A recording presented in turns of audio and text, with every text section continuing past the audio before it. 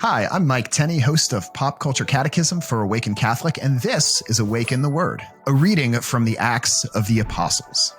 Saul approved of their killing him. That day, a severe persecution began against the church in Jerusalem, and all except the apostles were scattered throughout the countryside of Judea and Samaria.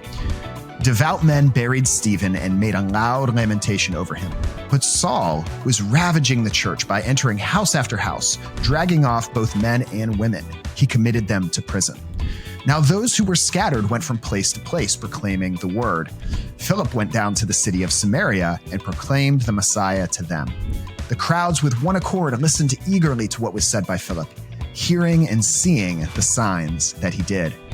For unclean spirits, crying with loud shrieks, came out of many who were possessed, and many others who were paralyzed or lame were cured. So there was great joy in that city. Our reading from the Acts of the Apostles today follows directly on the heels of the first martyr after Jesus, St. Stephen, who was stoned under the supervision of Saul, who most of us know better by St. Paul. This is before Paul's conversion, when he is persecuting the church. Now, what this always reminds me of is that no matter what we've done, no matter what we've been through or how many people we've hurt, we can always come back to God. We can always seek forgiveness. We can always seek healing. Because what did St. Paul do? He was literally a murderer. He was unjustly throwing people in prison. It's hard to imagine worse things than that. He's pretty high up there on the list of bad things that you can do. But he, not only was he forgiven, but he became one of the great saints of the early church and really of all time. He wrote most of the New Testament. He had an indelible impact on the life of the early church and really the church throughout history.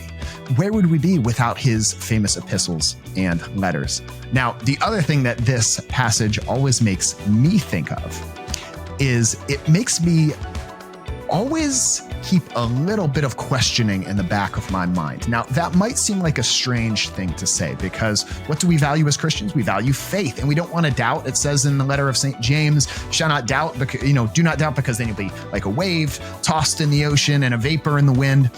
But St. Thomas Aquinas tells us that 1,000 questions does not equal a single doubt. And so it should remind us not to be self-righteous like the Pharisees or like Saul, St. Paul was in the early days, to always keep that question in the back of our minds. And when in doubt, always go back to the Lord Jesus, not with self-righteousness, but with humility.